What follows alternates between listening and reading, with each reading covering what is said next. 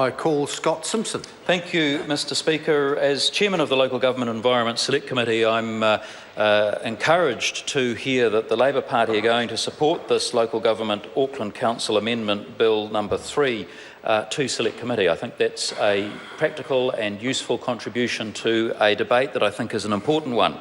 When the legislation was originally created for the new Auckland City structure, the member that was previously speaking was perfectly correct. A situation such as now exists was perfectly able to occur, and indeed it has occurred, where there are several people who hold multiple roles in various local boards. And this bill seeks to question the legitimacy or the substance of that occurring for the benefit of the wider democracy in terms of the governance model of a city like Auckland.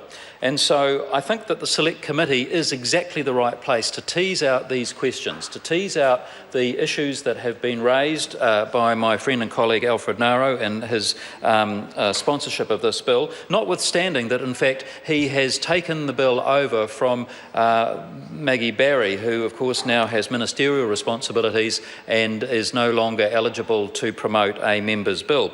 And so I want to thank and congratulate Alfred Naro for stepping up to the plate and for taking on this bill and now having it in his name. I'm confident that he will be a very staunch advocate for the bill and that he will guide it through the Select Committee process in terms of submissions and process in a very thorough and professional way.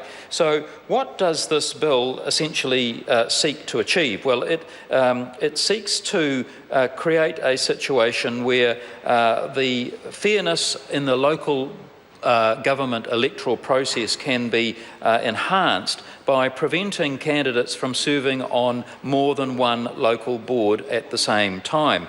Now, local boards are a relatively new creation in the local government model, and they were developed specifically during the set-up and creation of the new Auckland City Council structure several years ago. They're quite a different beast, Mr Speaker, from community boards.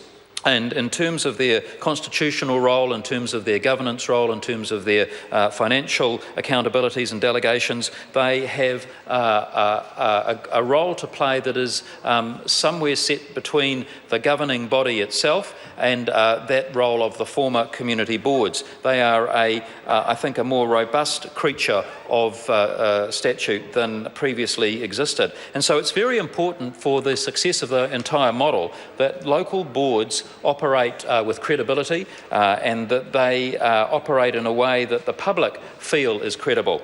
Now, one of the sad aspects of our local government system is that for reasons that are multiple, turnout is often very low in local government elections. It's much lower than most members of this House would like, and I'm sure it's much lower than most participants in local government would like as well.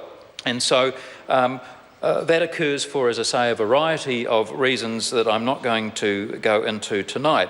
But it's clear and obvious that in some communities, candidates that have, for whatever reason, it might be professional, it might be because of their previous sporting achievements, it might be because they have a role in some celebrity status or a range of reasons, but some candidates have a higher name profile and name recognition than others. And one of the aspects that I find frustrating in our local government system is that often when people go to vote, they literally do not know who they're voting for. And there is, I think, often a natural assumption that people with a high name recognition and a higher profile are therefore proportionally more likely in some cases to be elected. And that creates this opportunity for people who have that profile to stand in multiple constituencies and then be elected to multiple constituencies. And in my view, I want to have a better understanding of